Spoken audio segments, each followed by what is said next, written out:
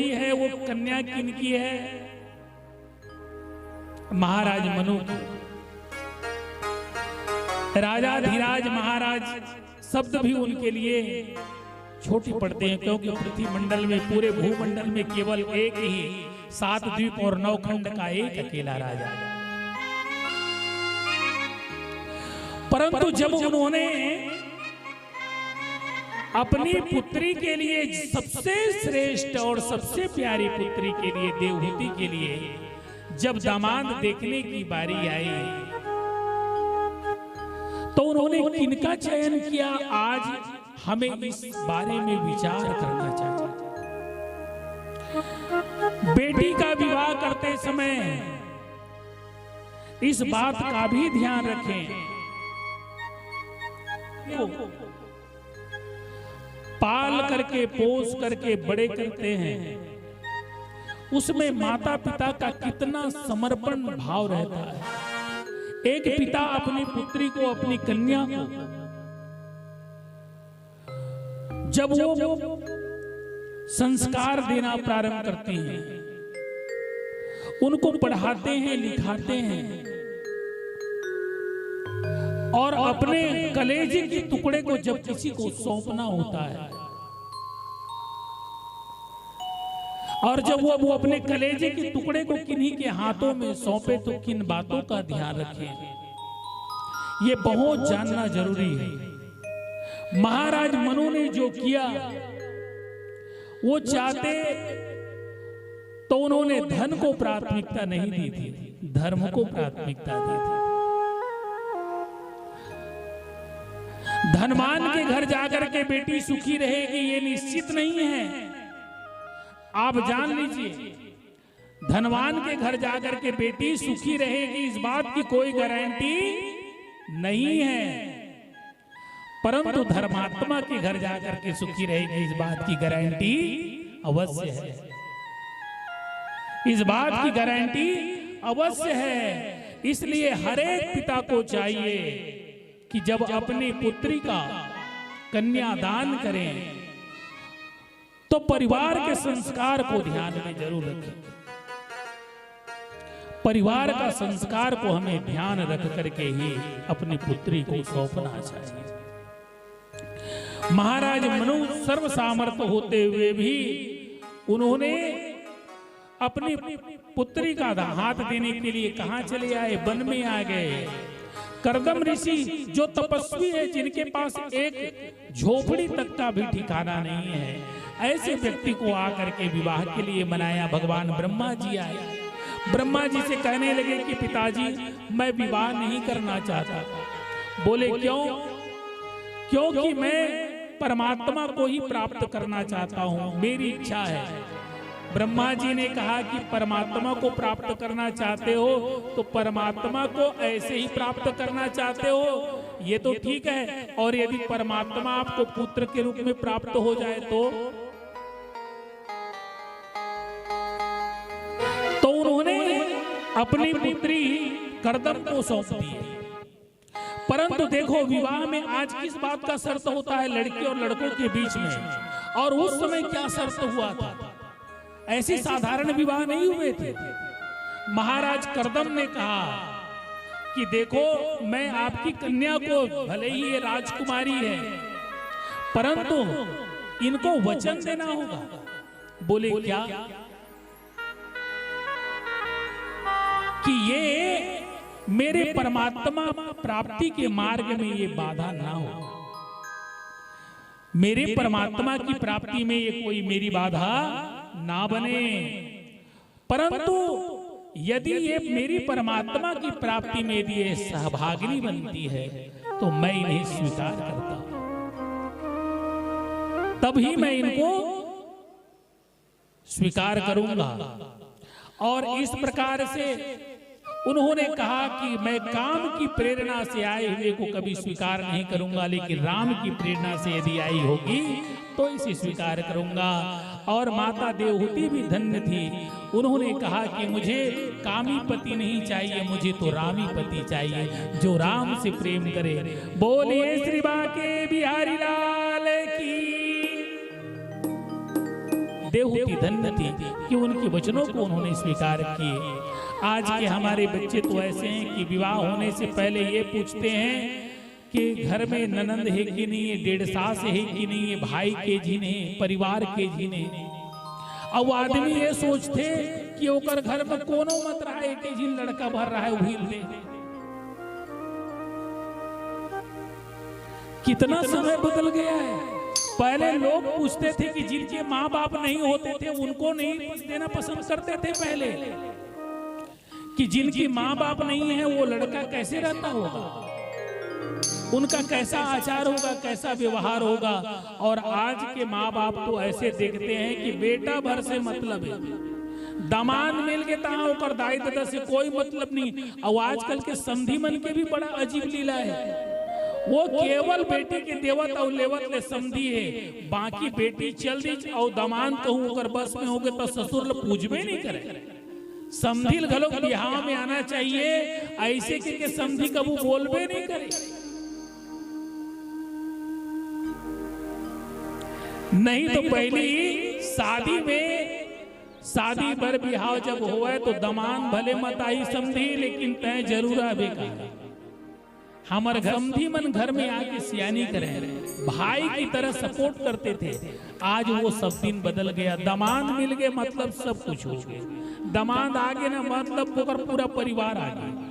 नहीं तो पहले के लोग सोचते थे कि दामाद भले नहीं आए लेकिन ऊपर भाई आए, ऊपर काका आए, ये सब बातों का ध्यान रखा जाता था। वो सब दिन लद गए।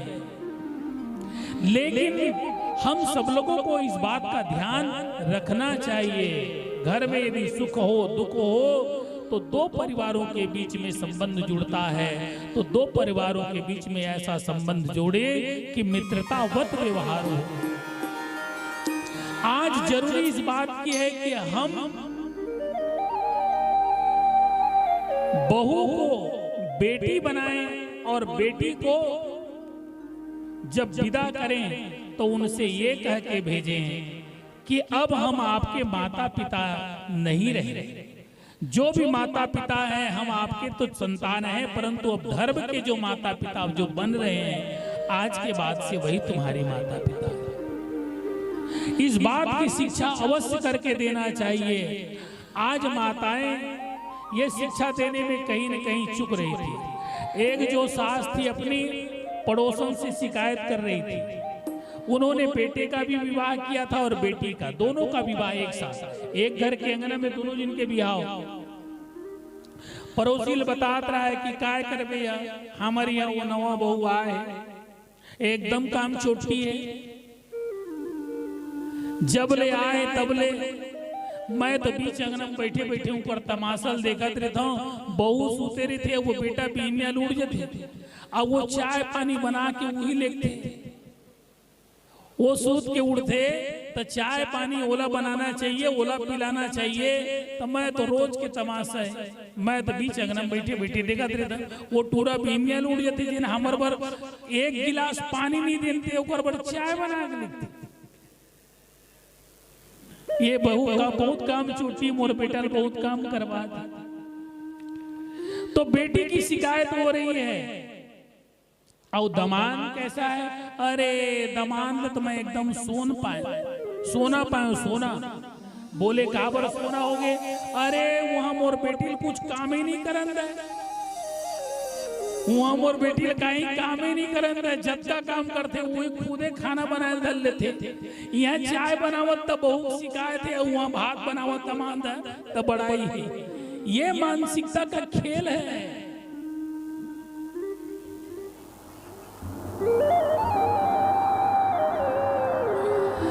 तो हमें इस बातों को समझना पड़ेगा, इन बातों को हमें शिक्षा देनी पड़ेगी अपने आने वाले संतानों के लिए। बोलिए श्रीवा के बिहारी लाल की जय। माता देवहूति ने एक ही साथ सबसे पहले 9 कन्याओं को जन्म दिया। कितनी कन्याओं को? 9 कन्याओं का जन्म हुआ था। और 9 कन्याओं का जब जन्म हुआ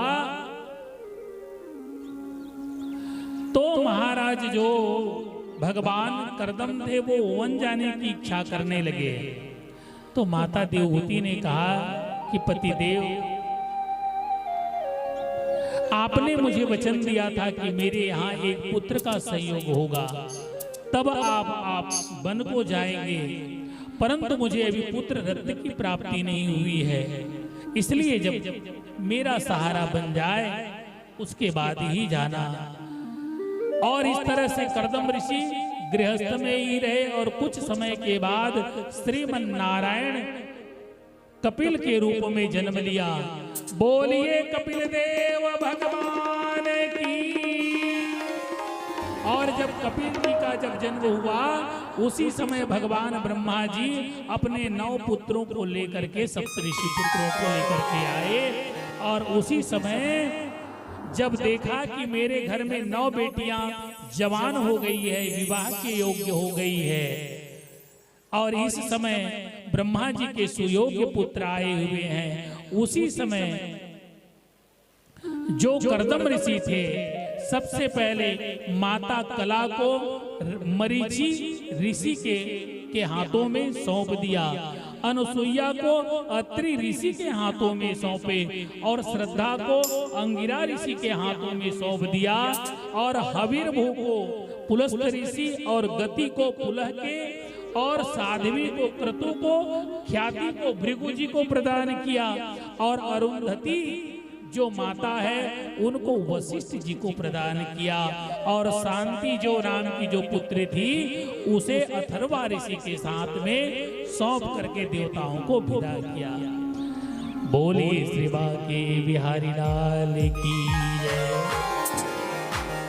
और इधर जब करदम ऋषि जब देखा कि श्रीमन नारायण का जन्म हुआ है, कपिल का जन्म हुआ है, उनको जाकर के प्रणाम किया, दर्शन लाभ लिया, और अपनी पत्नी से विदा मांग करके करदम ऋषि जी पुनः अपनी तपस्या के लिए वन को चले गए।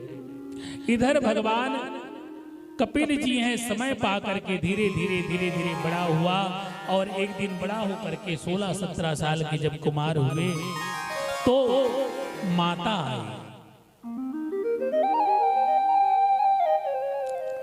माता आई और जो वचन महाराज मनु ने रामचरितमानस में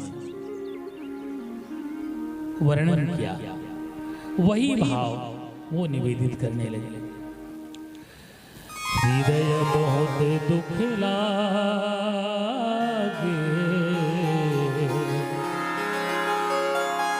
भवन बसत भा चौथपन, भवन बसत भा चौथपन, हृदय बहुत दुख लागे, भवन बसत भा चौथपन, भवन बसत भा चौथपन,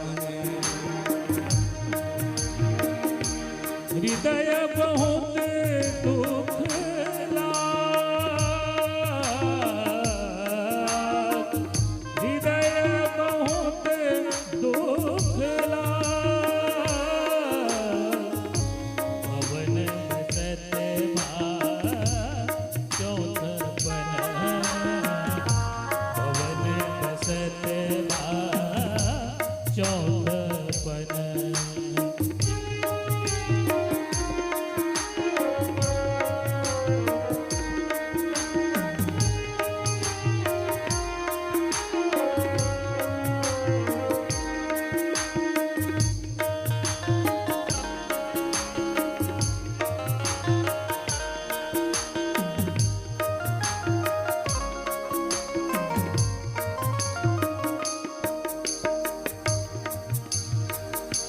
होयन विषय विराग,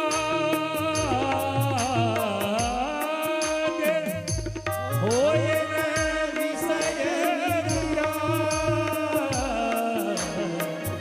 जन्म गयऊ हरि भक्ति बिना, जन्म गयऊ हरि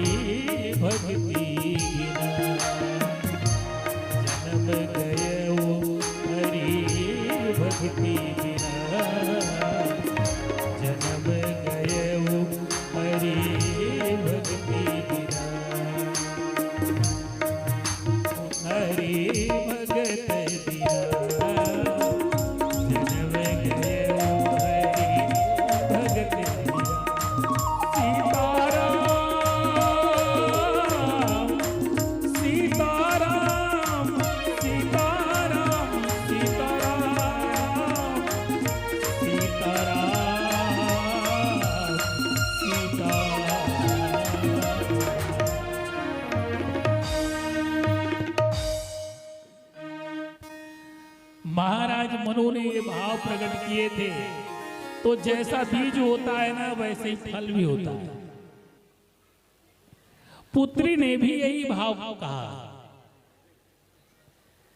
कहने लगे कि पुत्र, आपके पिता के साथ मैंने रह करके इतने सुख भोगा, इतने सुख भोगा, और सच बताऊं कि जो सुख माता देवहूति ने कर्दम ऋषि के साथ रह करके सुख पाया, किसी अन्य देवी देवताओं ने सपने में भी नहीं पाया।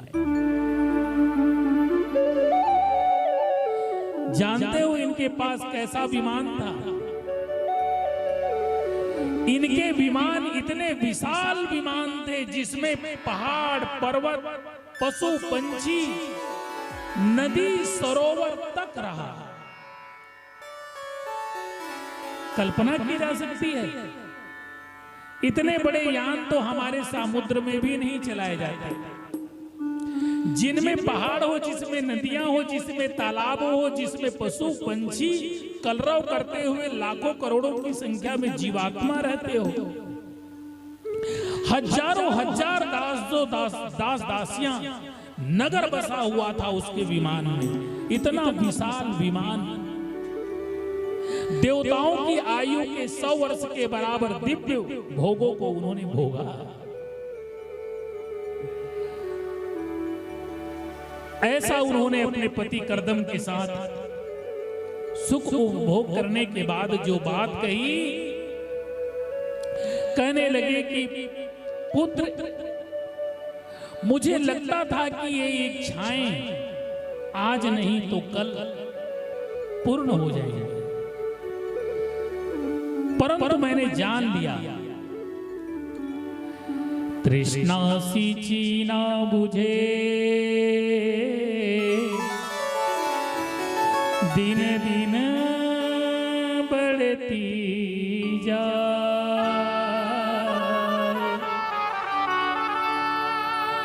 जावा साके जे वही घन में गा कुम्हेरा। पुत्र, मैंने जितनी इस तृष्णा की पूर्ति करने चाहा, दिन दुनी रात चौगुनी होती गई। आज भौतिकता के दौर में हम सब लोग हैं, तो इस दुनिया में आज भौतिक सामान इतने ज्यादा हैं आज के समय में भौतिक सामान, कि इनको सारे सामान को घर में लाते लाते आपका हर घर छोटा पड़ जाएगा। इतनी भौतिक सुख सुविधाओं का सामान है, कभी तृप्ति का इसका अंत नहीं है। परंतु याद रखिए, ये तृष्णा रूपी जो आग है ना, लगता है कि आज एलईडी आ गए तो उसके मन भर जाइए। ककरो पड़ोसी के घर में 45 इंच की जगह देखते तो सामने वाला सोचते 65 इंच के टीवी आ जाए, 65 वाला सोचते 90 इंच की आ जाए, और जेकर यहाँ 90 इंच के आगे तीन सोचते कि मोर घर में बड़े जान स्क्रीनें लग जाए, पर्दे लग जाए। तो पर्दा वाले से भी संतुष्टि मिलने वाली नहीं है। उन्होंने कहा कि मैंने आपके पिता के साथ रह करके सुख पाने का प्रयास किया, तृष्णा को मिटाने का प्रयास किया मैंने, परंतु तृष्णा मिटी नहीं। और इस तृष्णा जब नहीं मिटी तो मैं तृष्णा के कारण व्याकुल चित्त हो गई हूं। पुत्र, इस तृष्णा ने मुझे इतना थका दिया है, भोग ने ही मुझे भोग लिया। कहा क्या जानते हो?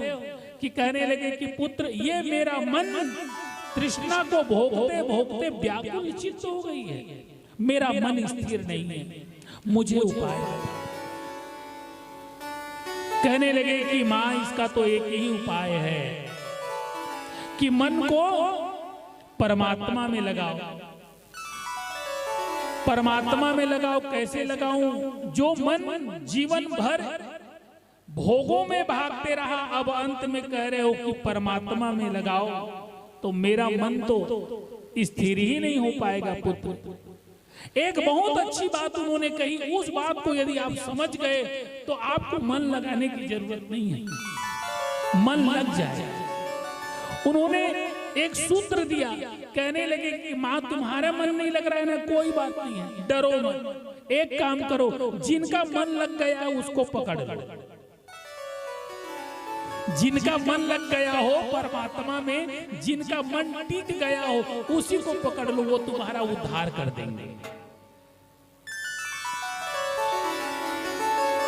संतन के संग लाग रे तेरी अच्छी बनेगी, संतन के संग लाग रे तेरी अच्छी बनेगी, अच्छी बनेगी तेरी अच्छी बनेगी, अच्छी बनेगी तेरी अच्छी बनेगी, अच्छी बनेगी तेरी अच्छी बनेगी, अच्छी बनेगी तेरी अच्छी बनेगी।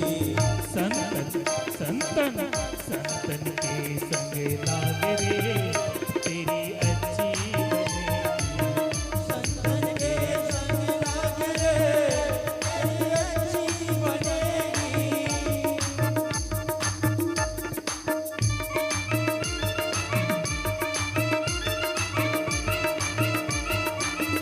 बोलिए कृपा के बिहारी लाल की।